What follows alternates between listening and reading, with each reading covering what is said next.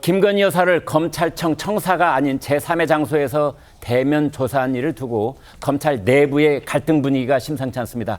이원석 검찰총장이 진상조사를 지시했는데 서울중앙지검장이 이에 반기를 들었다고 합니다. 이보금 변호사님. 네. 자, 이걸 항명이라고 봐야 됩니까? 좀 더 들여다봐야 될 것 같은데요. 네. 사실은 이창수 중앙지검장이 아예 이 감찰, 진상조사에 협조 안 하겠다는 게 아니라 네. 지금 당장은 이 김건희 여사에 대한 수사가 계속 진행되고 있기 때문에 이러한 진상조사에 응하게 되면 사실 수사팀 내부에 혼란이 올 수 있지 않습니까? 네. 그래서 이 수사 상황을 좀 보면서 당장 협조는 어렵지만 이 진상조사의 시기 자체를 조금 미뤄달라라는 취지로 당장 협조하기는 좀 어렵다라는 이제 의견을 낸 겁니다.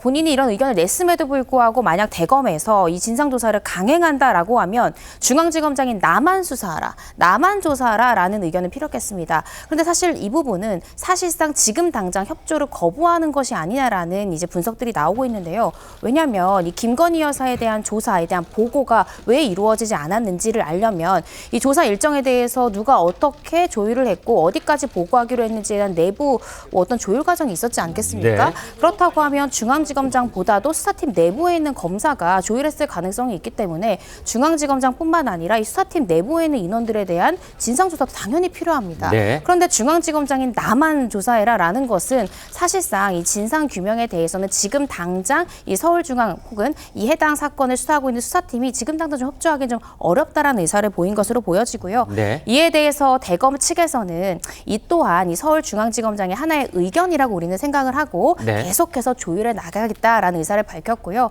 그런데 이렇게 뭔가 검찰 내부의 의견 조율 과정 자체가 언론에 계속해서 보도되는 점 자체가 좀 안타깝다라는 의견을 표명하긴 했습니다. 네. 참 저희 시청자들 입장에서 보신다면은 전례 없이 뭐 이런 광경이 다 있어 검찰 내부에 이제 그런 풍경이 지금 펼쳐지고 있는 셈인데요. 강성필 위원장님께요. 자, 그렇다면은 그냥 우리가 아주 단순하게 질문을 한번 드려보겠습니다. 그 검찰총장과 서울중앙지검장 이원석, 이창수 누가 옳은 소리를 하고 있는 거고 누가 틀린 소리를 하고 있는 겁니까?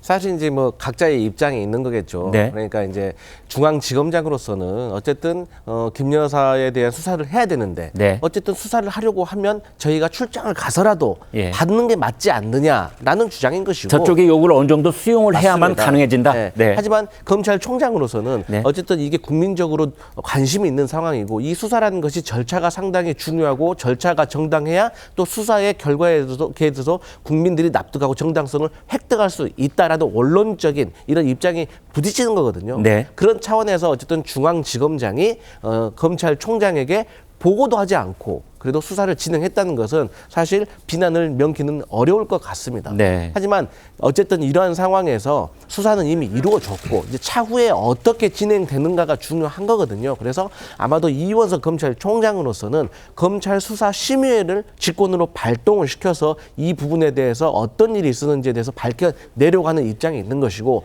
또 중앙지검장으로서는 일선 검사들을 지켜야 되는 또 책임감이 있는 것 같기 때문에 네. 여기에 대해서 충돌을 하고 있는 이례적인 사항으로 보여집니다. 네.